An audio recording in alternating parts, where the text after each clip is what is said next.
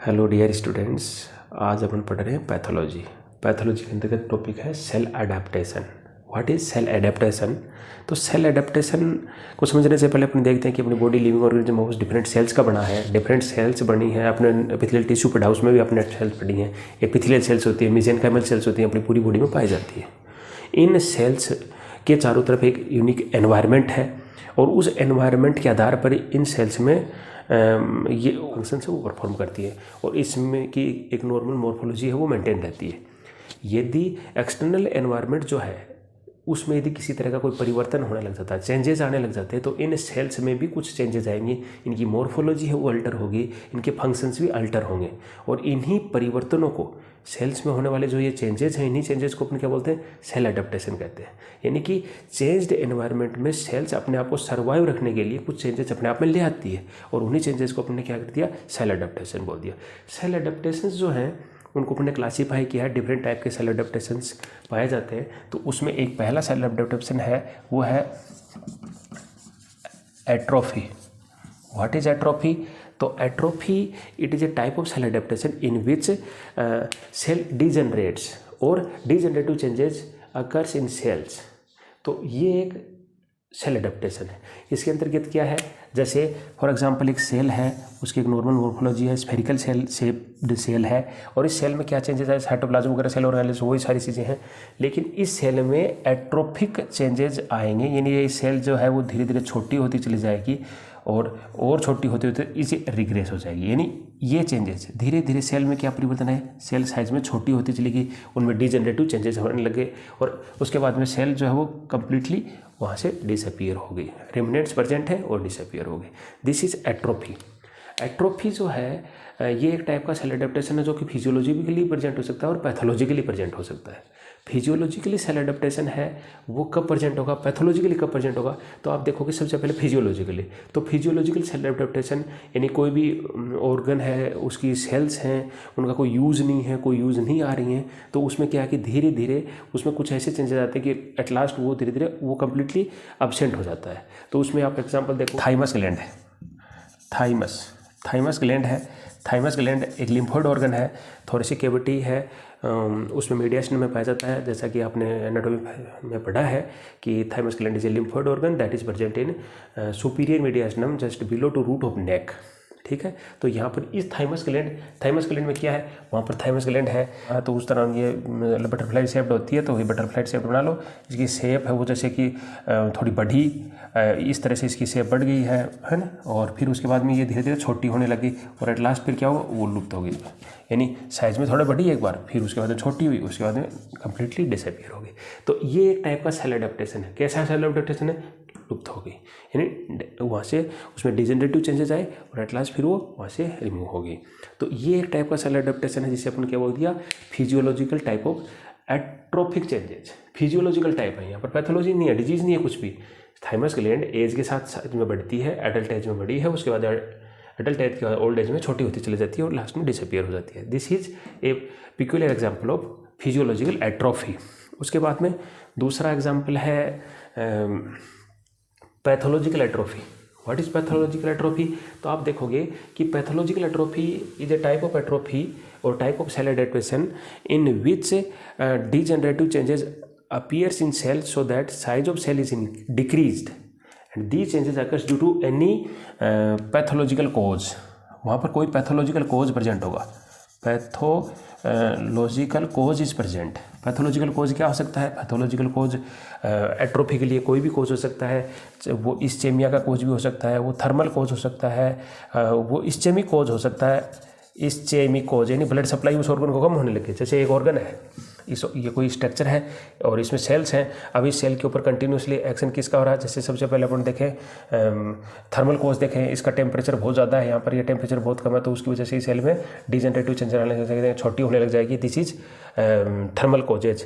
और टेम्परेचर यदि बहुत कम है तो भी इसके अंदर चेंजेस आने लग जाएंगे, सेल में साइज छोटी होने लग जाएगी, तो वो भी थर्मल कोजेज। हाइपरथर्मिया और हाइपोथर्मिया जो है, टेम्परेचर बढ़ना और घटना दोनों के लिए एट्रोफिक चेंजेस आने लग जाएंगे सेल में।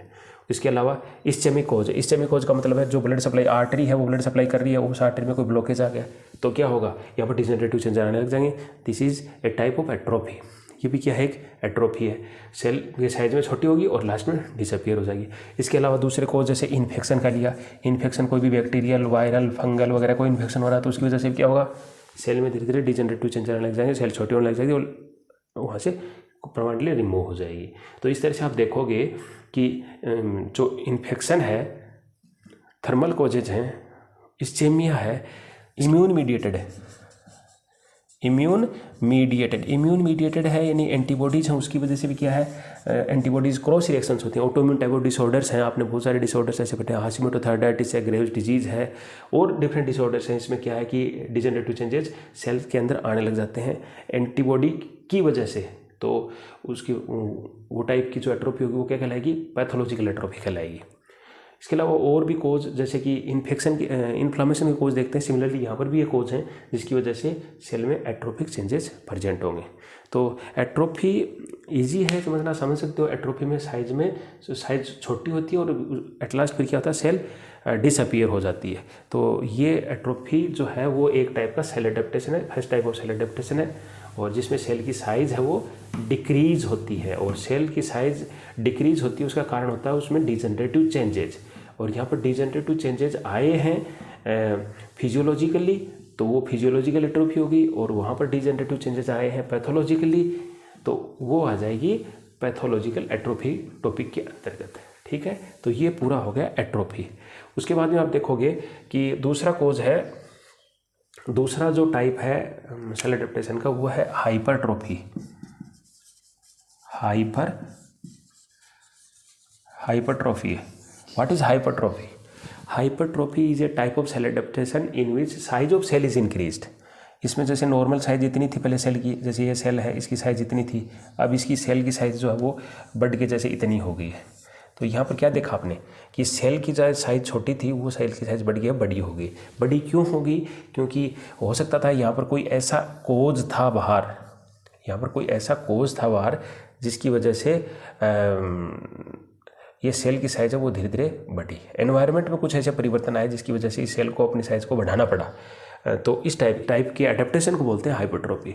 और यहाँ पर जो ये हाइपरट्रोफी है वो भी एट्रोफी की तरह ही फिजियोलॉजिकल और पैथोलॉजिकल हाइपरट्रोफी है। पैथोलॉजिकल और फिजियोलॉजिकल हाइपरट्रोफी है, तो इसके अंदर आप क्या देखोगे कि यहाँ पर जो फिजियोलॉजिकल हाइपरट्रोफी है, फिजियोलॉजिकल, तो फिजियोलॉजिकल चेंजेस कब आएंगे? फिजियोलॉजिकल चेंजेस का मतलब है कुछ फिजियोलॉजिकल, वो डिजीज़ के अंतर्गत नहीं आते। जैसे फीमेल है तो फीमेल में जो यूट्रस है, यूट्रस को लाइन अप करने वाली सेल्स हैं वो कौन सी हैं? एंडोमेट्रियल सेल है। अब इन एंडोमेट्रियल सेल्स में क्या है, कुछ परिवर्तन आते हैं, यानी ये सेल साइज में बढ़ती हैं, आकार में बढ़ती हैं, ये आकार में बढ़ रही हैं। ठीक है, ये आकार में बढ़ रही हैं, देखो ये आकार में बढ़ रही हैं। किसकी वजह से बढ़ रही हैं? क्योंकि इसके ऊपर कौन सा हार्मोन काम कर रहा है? प्रोजेस्टेरोन हार्मोन काम कर रहा है, जिसकी वजह से इनकी साइज है वो कंटिन्यूसली बढ़ रही है। तो ये कोज हो गया प्रोजेस्टेरोन हार्मोन, यानी एनवायरनमेंट में कुछ ऐसे परिवर्तन आए। कौन लाया वो परिवर्तन? प्रोजेस्टेरोन, जिसकी वजह से इस सेल की साइज को बढ़ाना पड़ा या इस सेल को अपनी साइज बढ़ानी पड़ी। तो ये है फिजियोलॉजिकल हाइपरट्रोफी। ये बेस्ट एग्जांपल है, इससे समझ सकते हो आप इन चीज़ों को। उसके बाद में दूसरा है पैथोलॉजिकल हाइपरट्रोफी। पैथोलॉजिकल, ये फिजियोलॉजिकल थी, दूसरी है पैथोलॉजिकल। पैथोलॉजिकल हाइपरट्रोफी के अंतर्गत क्या आएगा? पैथोलॉजिकल हाइपरट्रोफी का मतलब है सेल की साइज बढ़ रही है लेकिन वो डिजीज़ एस्पेक्ट्स में, कुछ ऐसी डिजीज़ हैं जिसमें कि जो है साइज है वो सेल की वो बढ़ जाती है। तो वो टर्म जो है वो कहलाती है पैथोलॉजिकल हाइपरट्रोफी। तो पैथोलॉजिकल हाइपरट्रोफी कब प्रेजेंट होगा? तो पैथोलॉजिकल हाइपरट्रोफी के लिए आप देखोगे कि डिफरेंट डिजीज़ हैं, उन डिजीज़ में सबसे बेस्ट एग्जांपल आप याद रख सकते हैं, तो उसमें आएगा गोइटर एक डिजीज़ है।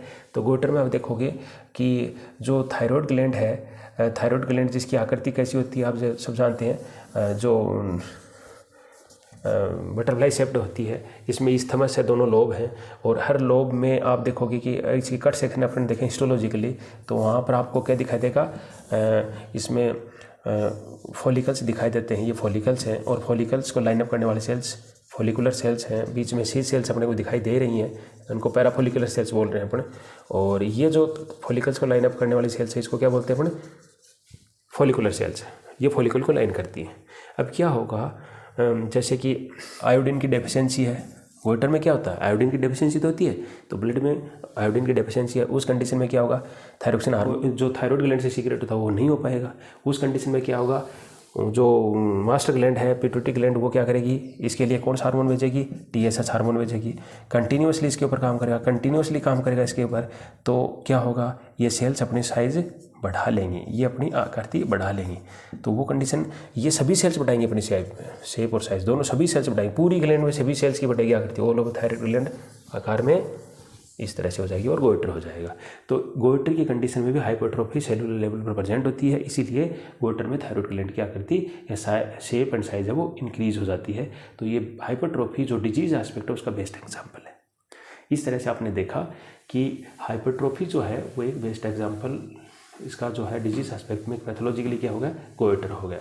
इसके बाद में आप देखोगे दूसरी कंडीशन है हाइपरट्रोफी के बाद में hyperplasia. What is hyperplasia? Condition है जिसके अंदर सेल जो है उनकी नंबर है, सेल का नंबर है वो इंक्रीज हो जाता है, सेल का नंबर इंक्रीज हो जाता है। तो this is hyperplasia. What is hyperplasia? तो आप बताओगे hyperplasia is a type of cell adaptation in which number of cells is increased. ठीक है, नंबर ऑफ सेल्स, तो नंबर जो है वो इंक्रीज हो जाएगा, संख्या जो है वो इंक्रीज हो रही है। किसकी वजह से इंक्रीज हो रही है? वो हो रही है फिजियोलॉजिकल और वो हो रही है पैथोलॉजिकल। तो पैथोलॉजिकली भी हो रही है और फिजियोलॉजिकली भी हो रही है।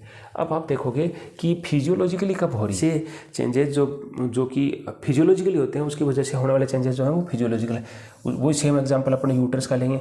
यूट्रस शेप ऐसी बना रहा हूँ, आपको मालूम है शेप कैसी होती है यूट्रस की, पीयर शेप स्ट्रक्चर होती है, ठीक है ना। लेकिन आप समझने के लिए मैं आपको थोड़ा सा बेसिकली बता रहा हूँ।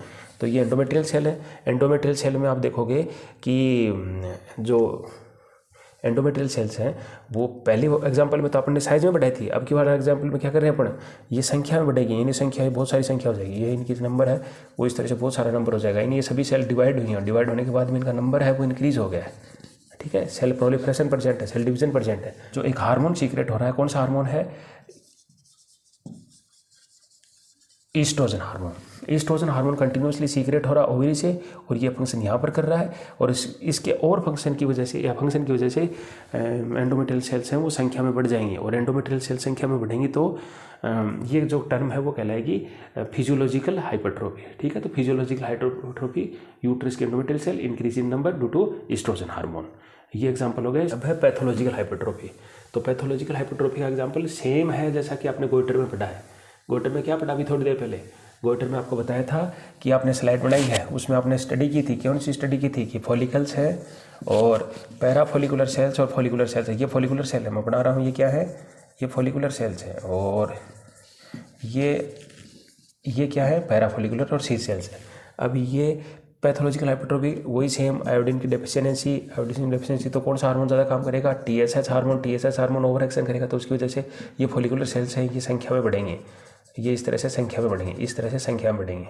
ठीक है, तो ये संख्या में बढ़ती हैं, तो ये सभी सेल संख्या में बढ़ेंगे, ऑल ओवर क्या होगा? सभी सेल संख्या में बढ़ेंगे। तो गोइटर की कंडीशन होगी, उसमें जो थायराइड ग्लैंड है वो भी क्या हो जाएगी आकृति में, इस तरह से वो भी बढ़ जाएगी, ऑल ओवर गोइटर की कंडीशन होगी। तो goitre is the best example of pathological hypertrophy as well as pathological hyperplasia. दोनों ही एग्जांपल में इस टॉपिक को दोनों टाइप के सेल एडेप्टेशन है, इसका एग्जांपल लिख सकते हो आप। तो इस तरह से ये पैथोलॉजिकल हाइपरट्रोफी का एक एग्जांपल हो गया। ठीक है, इसके बाद में अगली जो सेल एडेप्टेशन है वो है मेटाप्लेजिया। अब मेटाप्लेजिया अगला जो सेल एडेप्टेशन है मेटाप्लेजिया। तो क्या है? एक टाइप का सेल एडेप्टेशन है जिसमें एक टाइप की एपिथेलियल सेल दूसरे टाइप की एपिथेलियल सेल में कन्वर्ट हो रही है। तो a type of cell adaptation in which one type of epithelial cell converts into another type of epithelial cell. तो यहाँ पर क्या है? जैसे एक सेल थी वो स्क्वेमस टाइप है, squamous type of epithelial cell है, और यहाँ पर नीचे बेसमेंट मेम्ब्रेन, जैसे सिंपल एपिथेलियल टिश्यू का एग्जांपल दे रहे हैं अपन, तो यहाँ पर बेसमेंट मेम्ब्रेन न्यूक्लियस सभी में बनाना है अपने को। और इसके बाद में आप देखोगे कि यहाँ पर जो सेल है उस सेल में कोई कोज है, कोज कोई भी हो सकता है, इन्फेक्शन का कोज हो सकता है, कोई हार्मोनल कोज हो सकता है, किसी भी तरह का जो क्रोनिकली प्रेजेंट है। तो उस कंडीशन में क्या होगा कि यहाँ पर एक टाइप की एपिथेलियल सेल की, जैसे ये थी स्क्वेमस टाइप थी, या स्क्वेमस टाइप ना होगी कोलुमनर टाइप होगी। ठीक है, या पहले कोलुमनर टाइप थी कोई, तो वो स्क्वेमस टाइप होने लगी। यानी one type of epithelial cell converts into another type of epithelial cell is known as metaplasia. Metaplasia की बेस्ट एग्जांपल, कोई एग्जांपल बताओ मेटाप्लेजिया का। तो metaplasia is present pathologically, metaplasia is present pathologically. तो यहाँ पर एग्जांपल क्या है मेटाप्लेजिया का। तो मेटाप्लेजिया का एग्जांपल जो है, जैसे कि यहाँ पर अपना एक एग्जांपल यूट्रस का ही देख लेते हैं। सेम यूट्रस में जो लास्ट लोअर पार्ट होता है, जो ट्यूबुलर पार्ट होता है, वो होता है सर्विक्स। तो सर्विक्स में एपिथेलियल सेल्स हैं। सर्विक्स में एनाटॉमी और फिजियोलॉजी पढ़ने वाले छात्रों को पता है कि यहाँ पर जो सर्विक्स है उसमें किस टाइप की एपिथेलियल सेल्स पाई जाती हैं। शाबाश, बताओ सर्विक्स में किस तरह की एपिथेलियल सेल्स पाई जाती हैं। तो सर्विक्स में एपिथेलियल सेल्स पाई जाती हैं जैसा कि यूट्रस में पाई जा रही है। कौन सी हैं? कोलुमनर टाइप है। तो ये सेम कोलुमनर टाइप यहाँ पर भी होती हैं। ये कोलुमनर टाइप हाफ पार्ट है, सर्विक्स को आधा पार्ट और आधा पार्ट नहीं, लोअर पार्ट है। तो यूट्रस की तरफ जो पार्ट है, यानी यूटराइन पार्ट ऑफ सर्विक्स है, उसमें हाफ पार्ट में, लोअर पार्ट जो है उसमें स्क्वेमस टाइप है। कैसी है? स्क्वेमस टाइप है। अब यहाँ पर अपन क्या देखते हैं मेटाप्लेजिया की कंडीशन में। मेटाप्लेजिया की कंडीशन में अपन देख रहे हैं कि यहाँ पर जो squamous type of epithelial cells है वो ऊपर की तरफ ये जो है यहाँ कन्वर्ट होने लग जाए, यानी ये columnar of cervix is replaced by squamous epithelial cells. तो ये स्क्वेमस एपिथेलियल सेल्स यहाँ तक प्रेजेंट हो जाती हैं और इवन यूट्रस तक प्रेजेंट होती हैं। तो ये कंडीशन जो है वो कहलाती है metaplasia. Metaplasia is present pathologically. Best example cervix का है। सर्विक्स में कैसे प्रेजेंट हो सकता है? सर्विक्स में प्रेजेंट होने का मेन कारण है इन्फ्लामेशन। इन्फ्लामेशन चेंजेस, और वो भी इन्फ्लामेशन कैसे? Chronic inflammatory changes whenever present in cervix और chronic cervicitis is present, then metaplasia is present in later stage. Chronic cervicitis कब हो सकता है? क्रोनिक सर्विसाइटिस हो सकता है पेशेंट को जब वो या इम्यूनोसप्रेस्ड पेशेंट हो, या दूसरी कंडीशन ऐसी हो सकती है जिसमें जो पॉजिटिव ऑर्गेनिज्म बहुत ज़्यादा स्ट्रॉन्ग है, जैसे कि पेशेंट को हो सकता है फंगल इन्फेक्शन है, और हो सकता है कोई इस तरह का वायरल इन्फेक्शन है जो कि क्रोनिकली प्रेजेंट रहा, तो उसकी वजह से इस तरह के चेंजेस सर्विक्स में प्रेजेंट होते हैं। ये कंडीशन जो है वो रिवर्सिबल होती है यदि पॉजिटिव फैक्टर को हटा दिया जाए, रिमूव कर दिया जाए, इन्फ्लामेशन को सही कर दिया जाए, पॉजिटिव ऑर्गेनिज्म को हटा दिया जाए, medical treatment point of view से मेडिकेशन देके, तो उस कंडीशन में क्या है कि यहाँ पर ये जो कंडीशन हुई थी वो अब दोबारा से नॉर्मल हो जाएगी, यानी रिवर्सिबल हुई। लेकिन यदि पॉजिटिव ऑर्गेनिज्म को नहीं हटाया जाए, वही इन्फेक्शन कंटिन्यूसली है, इन्फ्लामेशन जो क्रोनिक नेचर का वो कंटिन्यूसली चल रहा है, तो क्या होगा? मेटाप्लेजिया जो हो रहा है वो अब डिस्प्लेजिया में कन्वर्ट हो जाएगा। Dysplasia is the first stage of cancer और मेलिग्नेंसी है। तो डिस्प्लेजिया जो है फर्स्ट स्टेज ऑफ कैंसर और मेलिग्नेंसी है, तो उसमें कन्वर्ट हो जाएगा। तो वो अपना अगला सेल अडेप्टेशन है। तो चलो अपना अगला सेल अडेप्टेशन यहाँ पर लिख लेते हैं, और वो है डिस्प्लेजिया। What is dysplasia? तो देखो, dysplasia is a type of cell adaptation that is present pathologically. First of all, pathologically present होता है. In this type of cell adaptation, normal epithelial cells transform into another type of epithelial cell and cell proliferation is present along with. दो चीज़ें हैं, यानी कि यहाँ पर ये सेल आपने देखा वही एग्जांपल चल रहा है, यहाँ सेल हैं वो कन्वर्ट हो गई थी और वो स्क्वेमस टाइप हो गई, साथ ही साथ इन स्क्वेमस टाइप की सेल में डिवीजन भी होने लग गया। अब ये डिवीजन भी हो लगा, नंबर में बढ़ने लग गए, क्या हो गई? ट्यूमर, गांठ हो गई। This is dysplasia. तो डिस्प्लेजिया में क्या होता है? वन टाइप कन्वर्ट होगी दूसरे टाइप में, साथ ही साथ उसमें डिवीजन भी प्रेजेंट है। तो वो एग्जांपल हो गया डिस्प्लेजिया का एग्जांपल। तो this is the first stage, और इसके लिए एक टर्म दे देते हैं हम,